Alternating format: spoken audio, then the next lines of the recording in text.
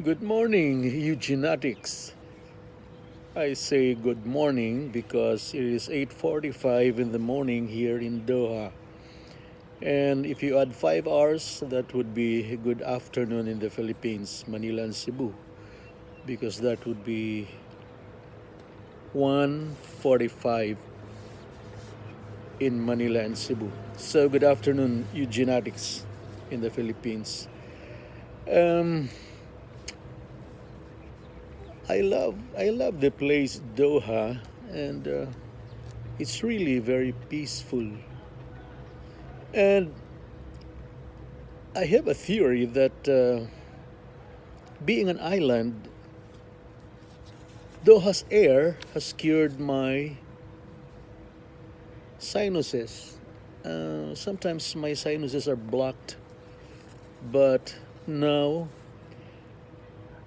they are pretty good. I can breathe easily. So I would like to say it is because of the air in this island. No, it's peninsula of Doha. The salt, maybe the salt in the air is doing that. Anyway, I have been vlogging about Qatar and Doha this past few weeks. But I want to dig deeper into the history of Qatar and, of course, Doha today. So I have a little codigo, and I will start talking about Qatar and its history. Okay, the history of Qatar is that it has been ruled as a hereditary monarchy by the House of Thani, Thani, since Mohammed bin Thani signed an agreement with the British in 1865. That agreement recognizes its separate status from Great Britain. Okay, after the Ottoman rule, Qatar became a British protectorate in 1916, but it gained its independence from the British in 1971. Ladies and gentlemen, I would like, if you notice, I don't have my sparring partner today. Elise is in school, so I'm doing it alone today. So, this land of Qatar that looks like an island, but it's a peninsula. It's connected to Saudi Arabia inland. So if you travel about 80 miles down south of Doha, you will hit the border of Saudi Arabia. And the connection of the land is only 80 kilometers from the west, which is Bahrain Strait, and to the east, which is Persian Gulf. So only 80 kilometers are connecting Saudi Arabia and Qatar. Okay, so the name of the border is Abu Samra border. Okay. The name Qatar comes from Qatara, Qatara, Qatara, which refers to the ancient city of Zubara, which had an important trade port in the region. The first mention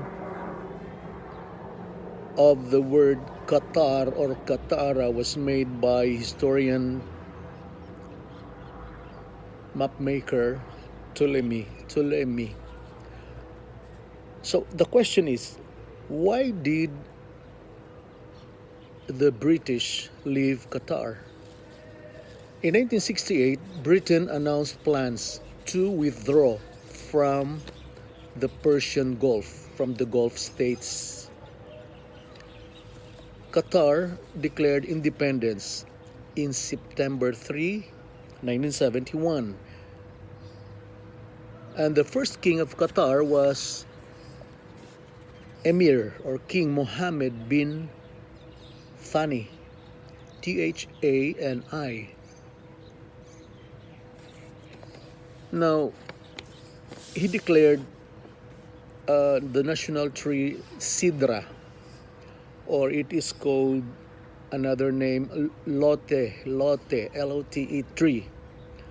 Or amazingly, it is also called Christ's thorn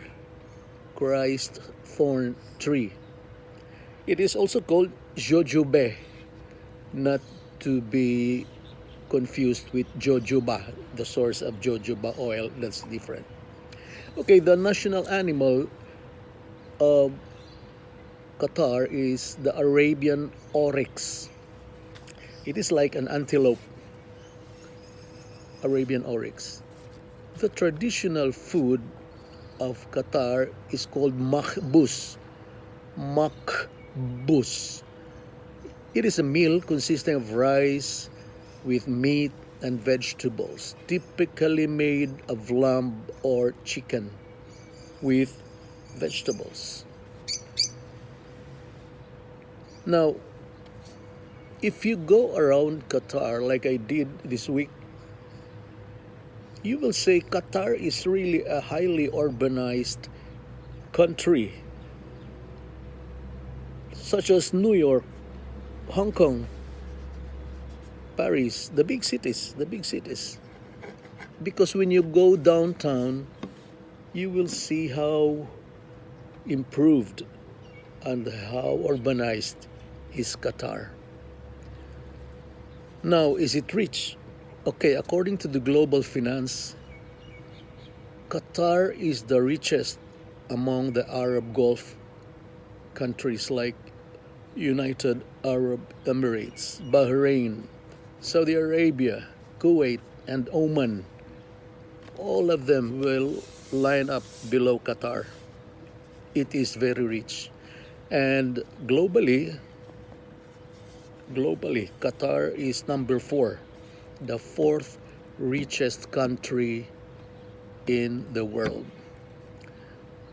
Most of the Muslims here are Sunni Muslims. Now, in my last vlog, I was talking about not seeing dogs around. I have seen cats, but the dogs, I could not see any dogs. So I will clear it now. Now, the cats, long time ago, the cats was allowed by the government to battle rat infestation, rats infestation. So they had to leave the cats on the streets. Now it is being controlled, but some stray cats can be seen around. Not so much, but paisa-isa. Anyway, about the dogs, I said I haven't seen or heard dogs in apartments or in the streets. It is because the dogs here are licensed. You have to go and get a license to own a dog. You can only own one.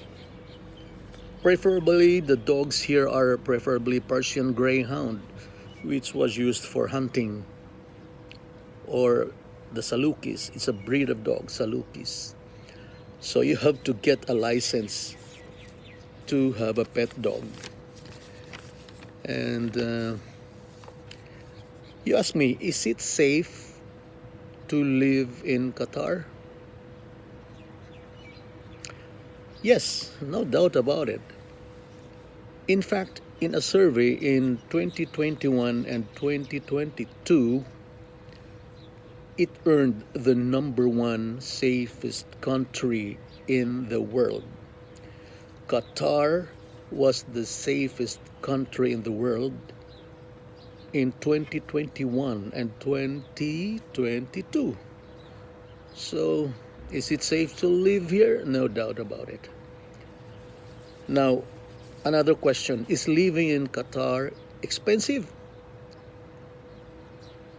Yes, yes, yes. Qatar is one of the most expensive regions in the Middle East. The cost of living in Doha is comparable to other major cities in the world, Tokyo, New York, Paris. Most of the food are imported. Most of the food, although they grow their own vegetables, fruits, it cannot supply the whole country. So they import everything. But why is Qatar so rich? Okay, in 2018, Qatar was the highest in GDP, per capita income, in the world, according to World Bank. Now, the main sources of this wealth is the revenue that comes from exports of oil and natural gas. So the revenue from oil and natural gas accounts for 70% of the total government income. As per global finance, Qatar is richer than, I told you, the Arab countries, UAE, Bahrain, and Saudi Arabia, Kuwait, and Oman. It is the richest in the Arab states, number 4 in the world.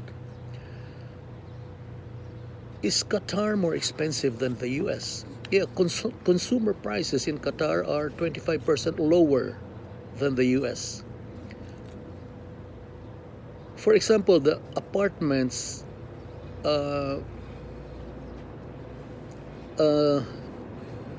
12% lower for a one-bedroom apartment with the same size in the US. So it's cheaper. The rent is cheaper than the US. How about education? Helicopter. How about education? Okay, public schools in Qatar are free, although there are other schools operating. But if you go to a public school, it is free. Now, this is the nice thing. For the expats, they don't pay income taxes. Again, our number one problem in Manila. Before we earn our income, it is being deducted by the employer. Here, the expats here don't pay income taxes. Nice. Okay, so, ladies and gentlemen, it is a monarchy, but it is an ideal. It's an ideal monarchy. Maybe it's how it is being run by the monarchs, by the emirs and the House of Thani. So monarchy is not bad if it is being run properly. Like democracy is not bad if the president, the senators, congressmen, and people in the government properly run the government and spend people's money properly. So, ladies and gentlemen, today the weather is, the sun is up, like every day the sun is up, but there is wind factor and it's cold. Now there's no wind, the sun is up, so I would say it's about 9 degrees, not bad. I'm sitting outside and it's not cold. Later, I will go down and walk and enjoy this kind of weather, which is rare in a week's time. So, ladies and gentlemen, you will miss my sparring partner, Annalise, because she's in school. Anyway, Eugenetics, happy Three Kings, and thank you for being with me. Goodbye, and I love you, Eugenetics.